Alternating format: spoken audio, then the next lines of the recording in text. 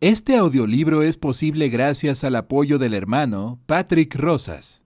Si a ti también te gustaría apoyar este proyecto y además sugerir los siguientes audiolibros que serán leídos en este canal, puedes dejar tu diezmo al emperador con un super gracias. El emperador protege. El Zorzal, por Dorian Zimmerman. Una historia de Warhammer 40.000. Ese zumbido, gruñó Ulredar en su conjunto de comunicaciones. Es incesante. Ah, sí, fue la respuesta crepitante de Oberyn. Y pensar que llamaste a esto la extracción perfecta antes de que comenzara. Al principio la misión había parecido así: aire respirable, una exuberancia idílica e intacta a su alrededor, un clima templado con lagos y ríos que marcaban la extensión terrestre que cosechaban. Todo muy lejos de los horribles entornos a los que los gremios catonianos solían enviar a los gremios de Ulredar. Multitud. Eso por no hablar del puro placer de utilizar un láser de minería para talar árboles. Los rayos atravesaron los troncos con facilidad. Era como usar plasma para cortar raciones, excesivo, pero divinamente suave. Era mucho mejor que excavar roca en las profundidades de la corteza de un planeta. ¡Krtz! Otro barrido produjo el satisfactorio chasquido de ramas rompiéndose. Y el delator Womp mientras caían un puñado de troncos. Uno se dirigió hacia Ulredar, cubriéndolo en sombras mientras se estrellaba contra el suelo. Pero él simplemente levantó el brazo de su exotraje y lo desvió hacia un lado. Pero ese no fue un zumbido. Con cada árbol que caía para despejar el lugar de trabajo, el dron parecía amplificarse junto con los enjambres de insectos responsables de ello. Con su exotraje, Ulredar no temía que los insectos pudieran hacerle daño, aunque le habían obligado a bajar la visera. Él les envidiaba eso.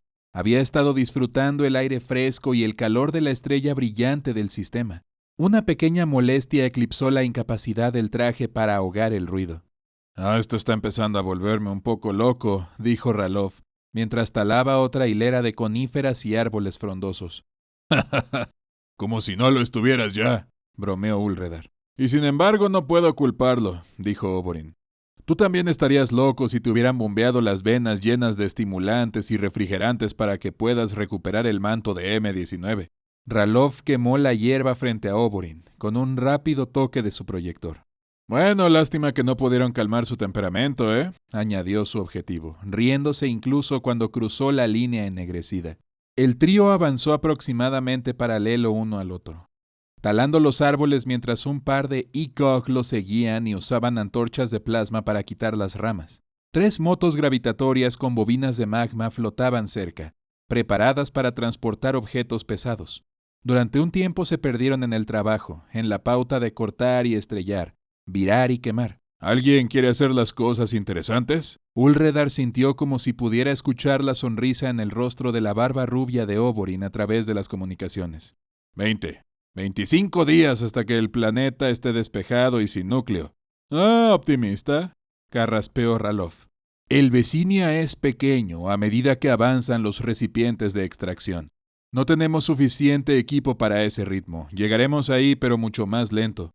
Pero estaría dispuesto a apostar una noche de fiesta en una estación orbital del gremio. Con todos los estímulos, juegos y libraciones que quiero, a que nos llevará 60 días, mínimo. Bueno, entonces me ocuparé de eso. Lo mismo en juego. Entonces será mejor que te pongas a trabajar más duro, Oberyn, dijo Ulredar. Miró hacia el cielo como si quisiera detectar el Vecinia en su órbita alrededor del planeta. Pero las más brillantes luces azules y grises moteadas de la atmósfera no revelaban nada de la vasta oscuridad que se extendía más allá. Entonces el zumbido empeoró notablemente, como si los insectos aumentaran su frenético ataque contra su tripulación. Subió de tono hasta llegar a un gemido quejumbroso. Cuando Ulredar se dio cuenta del significado de este nuevo sonido, ya era demasiado tarde. Una forma borrosa pasó gritando junto a ellos, volando sobre Oberyn. Ulredar observó con horror cómo su compañero era cortado en pedazos, tan rápidamente que al principio ni siquiera fluyó su sangre.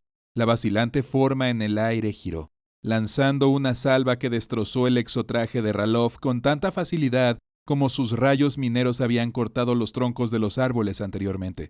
Por un mero momento su atacante se resolvió. Era una moto a reacción. Tanto el conductor como el pasajero estaban enmascarados, vestidos de negro con plumas brillantes y cintas detrás de ellos. A Úlredar, la vista le recordó las coloridas criaturas aladas que habían huido en ruidosa protesta al comienzo de la cosecha del día. El conductor que iba detrás de la moto a reacción arrojó algo justo cuando Úlredar levantaba su proyector para disparar. Un alambre lo envolvió, colocado intermitentemente con cargas parpadeantes, sujetando sus brazos contra su pecho. Su haz se amplió, alcanzando la cima de varios árboles. Entre las ramas que se estrellaban y el chirrido de la moto a reacción, el zumbido de los insectos se mantenía constante. ¡Despierta! Los ojos de Úlredar parpadearon. Su cabeza martillaba como después de una noche combinado con el tipo de estimulantes y bebidas. Alfjar yacía a su lado, abrazándolo con fuerza, un poco demasiado fuerte para su gusto, pero Alfjar nunca hizo nada a medias. «Es demasiado pronto, corazón de madera», murmuró atontado. «¡Ya, despierta!», repitió Alfjar, su voz extraña y su agarre implacable sobre Úlredar. «Ya es momento». «No estoy listo», le dijo a su compañero. Intentó soltarse de los brazos de Alfjar, solo para descubrir que no podía. Úlredar parpadeó con fuerza intentando levantar los puños para limpiarse el sueño de los ojos. El agarre de Alfjar no disminuyó. «Ya déjame ir», gruñó. Su visión se nubló, pero pronto comenzó a aclararse. La luz no era la adecuada, excesivamente brillante y dura, nada parecida a la que solían tener en su puesto de ataque, Vecinia. No hasta que hayas visto lo que debes ver. Pero esa no era la voz de Alfjar. Era una madeja de palabras, tan seguramente como que era pariente, pero forzada a través de una máquina, acentuada, extraña. El pánico se apoderó de Úlredar y se esforzó por liberarse en vano. Miró hacia abajo y vio alambres atados a su alrededor, varios botes vacíos colocados a intervalos regulares a lo largo de su longitud. Las marcas de quemaduras estropearon su exotraje formando patrones de araña alrededor de cada uno de ellos. Cuando levantó la mirada, vio una forma enmascarada y brillante ante él. La ágil figura sostenía una pistola cristalina con su agarre lánguido, casi indiferente, y aún así no había forma de confundir su objetivo. Úlredar podía sentir el peligro, y sin embargo, no podía librarse de las visiones nadadoras y oníricas. Su cabeza cayó y luego volvió a enderezarse. La figura se nubló y se transformó de nuevo. Había jurado que era Alfjar delante de él, con los codos hundidos en grasa, sacudiendo las inevitables minucias faltantes del día. Los remaches, las arandelas, los tornillos, el destornillador multiherramienta y los cabezales de taladro, de los innumerables bolsillos de su uniforme. Pero la figura se resolvió con claridad una vez más, y ella, como se hizo evidente, estaba muy lejos del gentil y pensativo Alfjar. Su cara era un horror, la suya propia, reflejada, distorsionada y ensangrentada, sus ojos vacíos, agujeros de los que salían hordas de insectos. La figura se echó hacia atrás, ahorrándole el terror por un momento. Le dijo algo a otro detrás de ella, vestido de manera similar pero con una máscara de bronce que no giraba ni cambiaba como si estuviera viva. Lo que dijo Úlredar no entendió del todo. Intentó luchar contra el vacío que oscurecía los rincones de su visión, pero no pudo obligar a su cuello a responder. Su barbilla cayó sobre su pecho. «Este lucha por sacudir los efectos de nuestras granadas fantasma», dijo Elizoen, haciendo girar sus bolas como si cada una no terminara en una carga suficiente para volar tanto a él como al vidente de sombras a su lado, más allá del dosel del bosque. «Ah, me sorprende», murmuró Elif. «Por lo que nos dijo el resto de la máscara, esta gente extraña no es un monkeg manso. Criaturas resistentes, mucho más resistentes a nuestras armas». «Bueno, es cierto que parecen ser algo completamente distinto. ¿Crees que sean lo que los monos llaman abumanos? Se sabe que trabajaron juntos antes». «Ah, demasiado inteligentes y demasiado bajos. ¿Recuerdas a los abumanos a los que nos enfrentamos junto a las fuerzas de Luganad? Tan grandes y tontos como las losas de metal detrás de las cuales se escondían». Como si eso pudiera salvarlos. Y Liv golpeó la nariz de la criatura desmayada con un dedo enguantado. No hubo respuesta. Además hablan otra lengua. Nuestros intentos de utilizar el tosco gótico del monkey con los demás dieron poco resultado y nos vimos obligados a volver a entrenar a nuestros traductores durante las observaciones de sus patrullas.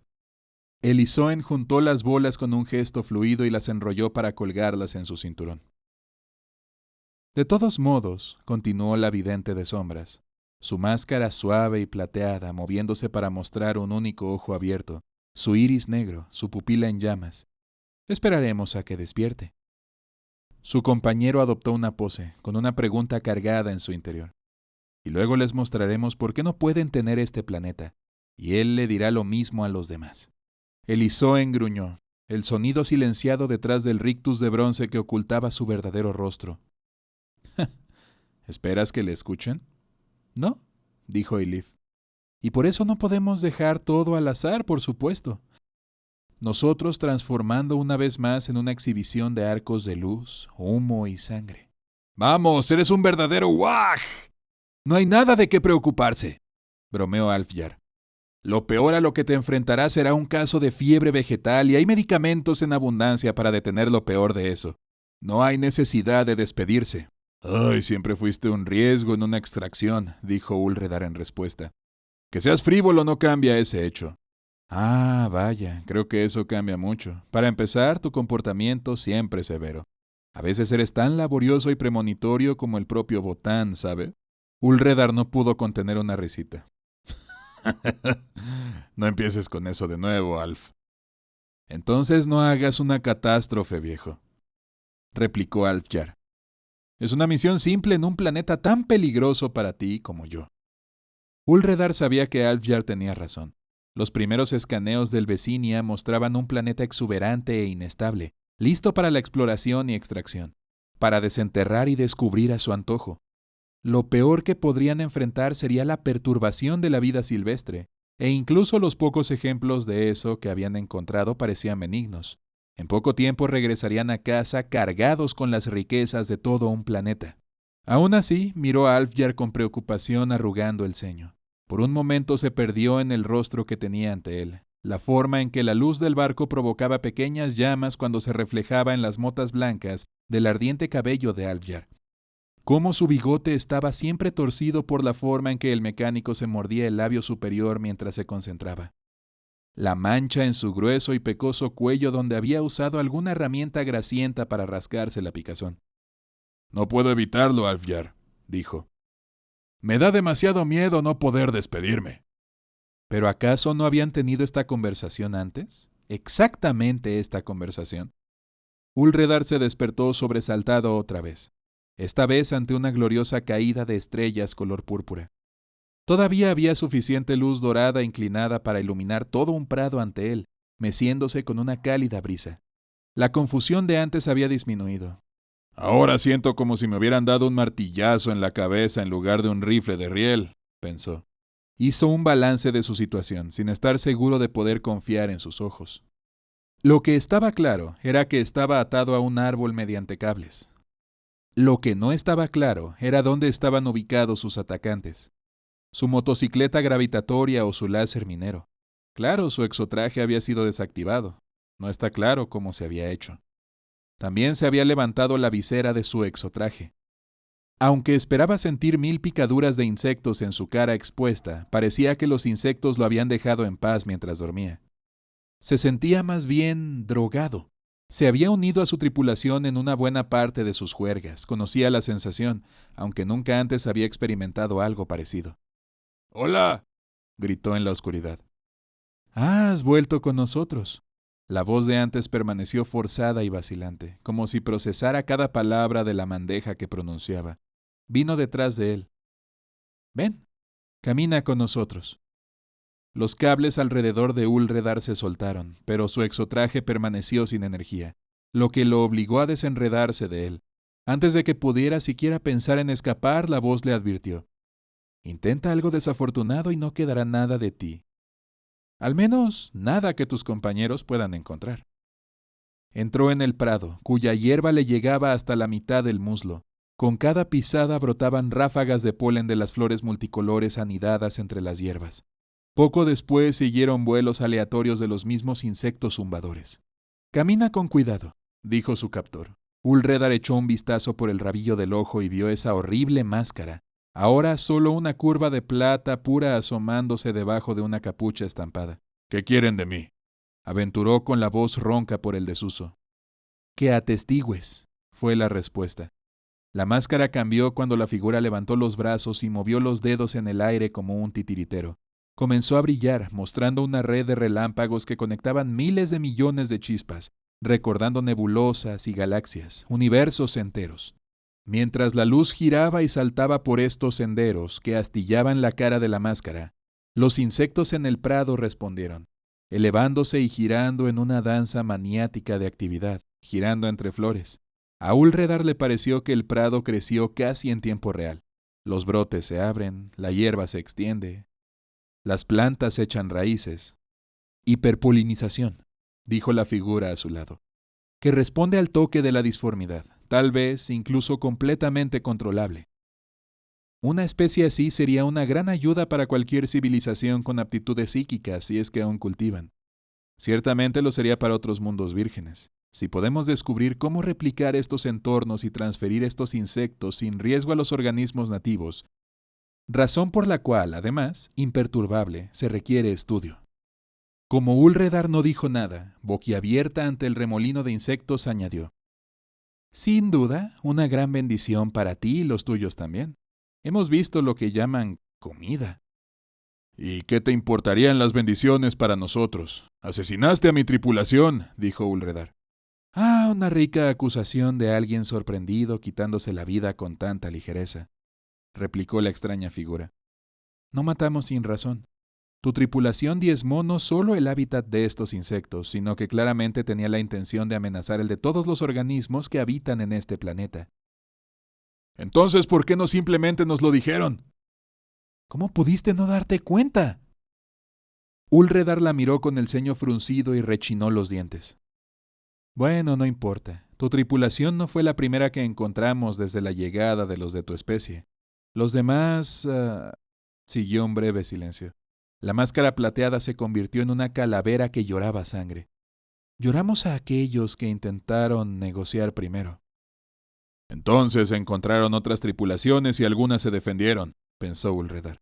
Se preguntó cuántos quedaban. En voz alta dijo: Al menos dime tu nombre. Sabría el nombre de mi muerte y la saludaría como tal. Pero no pretendemos que mueras aquí. Una pausa más larga. Pero muy bien. Hay registros de que una vez estuvieron en manos del Monkey y ahora se conservan en nuestra biblioteca, que hablan de un pájaro, el zorzal, que alguna vez también fue conocido como el heraldo de la primavera. Esa fue una temporada en su planeta de origen, una de renovación, de renacimiento. Mi pueblo está desapareciendo, pero debe haber un ciclo de muerte en cada historia de renacimiento. Aún no hemos terminado.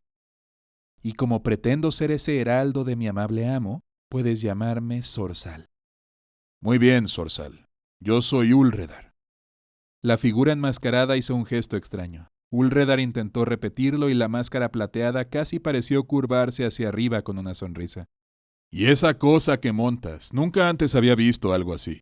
Hace que nuestras motos gravitatorias parezcan cestas. Lo llamamos trillador de cielos. Separa la paja. La máscara giró para mostrar un campo de hierba oscilante talada por una única guadaña traslúcida. A Ulredar no le importó mucho el desdén que ni siquiera el tono mecanizado de esta criatura podía ocultar en su voz. Entonces, Zorzal, dijo, ¿qué quieres de mí sino mi muerte? Vete, dijo simplemente Zorzal. Vete y no vuelvas jamás. Cuéntales a tus compañeros lo que viste y convéncelos de lo mismo. ¿Es así de simple?, se burló Ulredar. Puedo asegurarles que hay quienes vengarán a mis parientes caídos. Fue la venganza por los asesinados lo que provocó su muerte, dijo Zorzal. Consideraría restablecido el equilibrio. Una muerte solo lo alterará. Y puedo asegurar que no se incline a tu favor. Levantó una mano y los insectos comenzaron a pulular a su alrededor, no como si respondieran a una amenaza, sino a una reina, y además añadió: Recuerda nuestra amabilidad al dejarte ir. Si hacer esto genera más conflictos, puedo esperar que compartamos lo que aprendimos con ustedes, cuando sea el momento adecuado, pero no toleraremos más riesgos para nosotros mismos, estas criaturas o este planeta, de eso puedes estar seguro. Ulredar pensó un rato antes de responder. Nosotros matamos por ignorancia. Ustedes mataron sabiendo muy bien lo que hicieron. La ignorancia no es excusa, querido, murmuró el zorzal, por mucho que el mono rebuzne lo contrario. Después de haber presenciado cómo el enjambre de la pradera la hacía aún más exuberante, Úlredar regresó a su gravimoto, observando desde la distancia por Zorzal y su silencioso compañero. Toda otra evidencia de la presencia de su tripulación, salvo la franja de árboles caídos, había desaparecido. Amabilidad, reflexionó Úlredar. A pesar de toda su charla sobre ignorancia, parecen no saber el significado de la palabra. Ni siquiera podemos devolvérselos a los ancestros. En el corto viaje de regreso al campamento, mientras la oscuridad lo rodeaba, mientras cabalgaba, se preguntó cómo podía convencer a la expedición de que se marchara. No podía negar la realidad. El Vecinia apenas estaba equipado para combates intensos. Cuando el sector parecía deshabitado, habían adquirido equipo de extracción adicional en lugar del complemento completo de armaduras y armas con las que normalmente navegaban naves similares. Tampoco podía negar el hecho de que Zorzal lo había salvado. Resolvió hablar a favor de irse, por el bien de Alfjar, al menos por otro. Esperaba que su corazón en madeja permaneciera felizmente inconsciente de la confrontación en la superficie del planeta, muy por debajo. La preocupación nunca había sido buena para él. Cuando llegó al campamento, con rostro sombrío y solo, irrumpió en el pabellón de mando, donde ya había un pequeño grupo reunido alrededor de una mesa. Estaban decorando con mapas aproximados, libros de contabilidad y algunos equipos de comunicación. No hay respuesta de las tripulaciones 6 a 10, chisporroteó una voz a través de uno de los conjuntos. Y no lo habrá, dijo Úlredar mientras se acercaba. Los demás parientes, una mezcla de seguridad, líderes de tripulación, capitanes de lanzadera y la capataz de la expedición, Gully, la descargada, miraron sorprendidos. ¿Y tú cómo sabes esto, Úlredar?, inquirió Gully. Su voz transmitía una dosis de calma casi indiferente que contradecía la feroz sabiduría y la incisivamente estratégica detrás de ella. Úlredar siempre había imaginado que así se había ganado su nombre, aunque no conocía su historia en realidad. Porque conocí y hablé con las criaturas que los mataron, tal como hicieron con mi tripulación. El pabellón se sumió en el caos. Los líderes de la tripulación tomaron las comunicaciones y les gritaron. Los comunicadores respondieron con preguntas y confusión. Otros sacaron armas y se dispersaron por el perímetro del campo. Úlredar luchó a través de todo esto al lado de Gully. «Llámalos a todos a casa», dijo. Pero la líder de la expedición frunció la boca en una línea sombría y cruzó los brazos como si se dispusiera a discutir. «¡Ahora!» Gully cedió ante la expresión de su rostro y dio la orden. La verdadera noche llegó antes de que regresaran las tripulaciones restantes. En total, 7 de los 12 desaparecieron. Se señalaron con los dedos. «¿No es inusual que las cuadrillas guarden silencio mientras trabajan, al menos por un tiempo?», protestó uno de los parientes encargados de gestionar las comunicaciones. «¿Y qué pasa con los evaluadores de riesgos? Dijeron que el sistema no mostraba signos de estar habitado». Parece más preocupado por cubrir su propio trasero que por el destino que le ocurrió a los parientes», pensó Úlredar sombríamente. «Bueno, no todas las madejas de clones se pueden perfeccionar». Cuando se confirmó que todos los que podían ser identificados estaban presentes, Úlredar compartió su historia, omitiendo solo el contenido de sus visiones de los incapacitantes de Zorzal. «Este Zorzal no se anduvo con rodeos sobre lo que quería su especie. Debemos irnos para que puedan continuar su estudio de estos insectos. Los vi responder a su voluntad, así que no lo dudes. Y si lo hacemos sin conflicto, si no regresamos, ella prometió compartir los frutos de su trabajo. Investigan con nosotros». Siguió un coro de desacuerdo. «El juicio exige que respondamos por las muertes de Ralof y Oberyn», dijo una voz que se elevaba por encima del resto. Otra gritó. «Sí, para todas las tripulaciones». «No, debemos preguntar a los Botán qué son estos tontos engalanados y actuar según sus consejos. Todo debe proceder de acuerdo a su voluntad», protestó uno de los capitanes de la lanzadera. «¿Y crees que tendremos eones para esperarlo, Silgo? ¿Te quedarías de brazos cruzados mientras tus hermanos y hermanas son masacrados y te entretendrías al menos que te digan qué hacer?» «Cállate tu blasfema boca, rata de letrina de hígado amarillo», escupió Silgo. «Pero, ¿qué hay de su investigación?», aventuró uno de los médicos. «¿Cultivos que nuestro Grimnir podría cultivar con un movimiento de sus manos?». Ay, ¿tú lo compararías con sangre de parientes? Bah. Uno de los líderes de la tripulación, desconocido para Ulredar, con una cicatriz cruel en un lado de su cara, se puso de pie. Aquellos de ustedes que tengan demasiado miedo pueden esconderse en el campamento. El resto de nosotros emprenderemos la lucha de la que tan fácilmente huyes.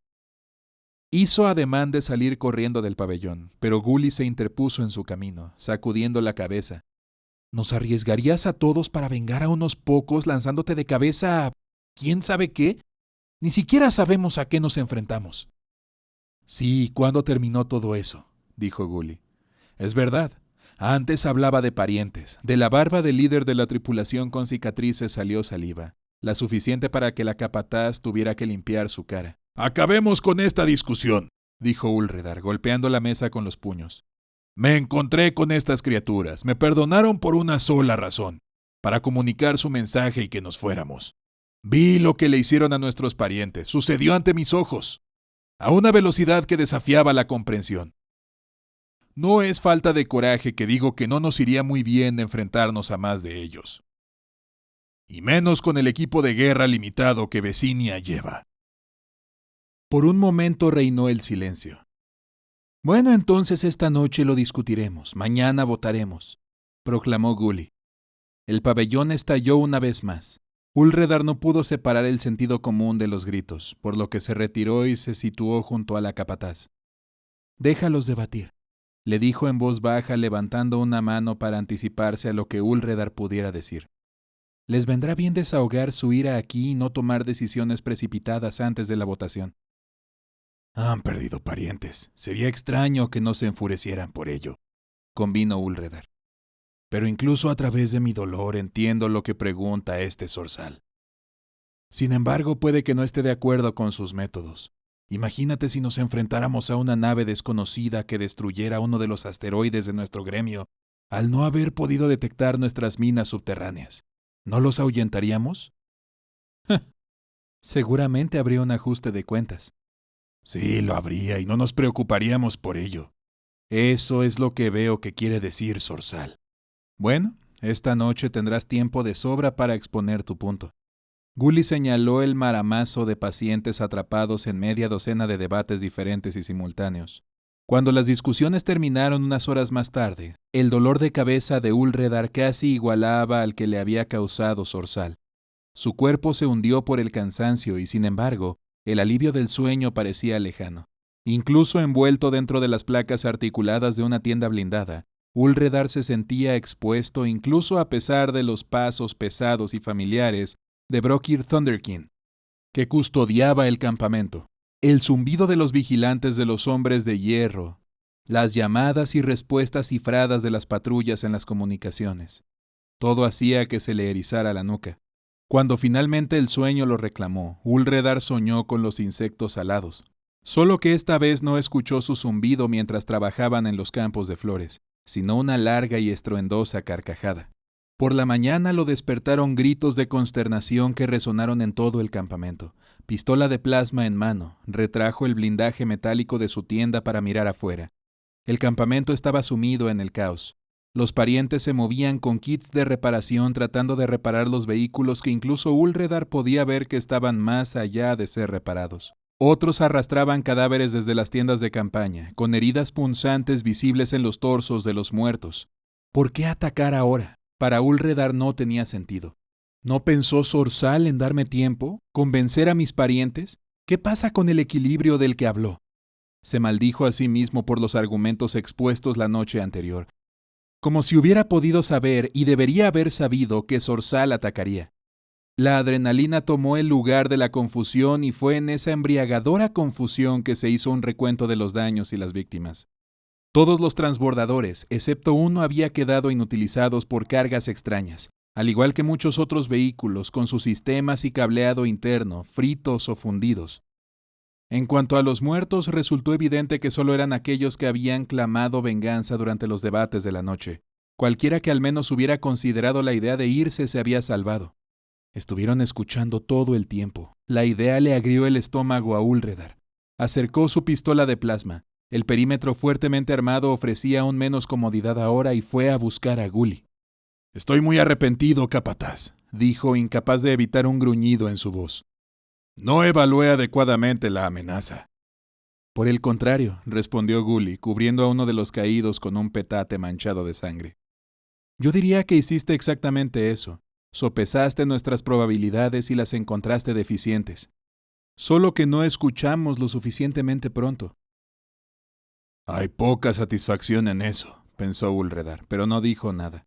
Los preparativos para la evacuación se hicieron en el único transbordador que quedaba.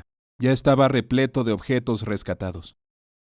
Ulredar se detuvo en lo alto de la rampa de entrada a la nave, inspeccionando las últimas camillas cubiertas mientras eran transportadas a la bodega. El juicio encontrará a Zorzal algún día, juró.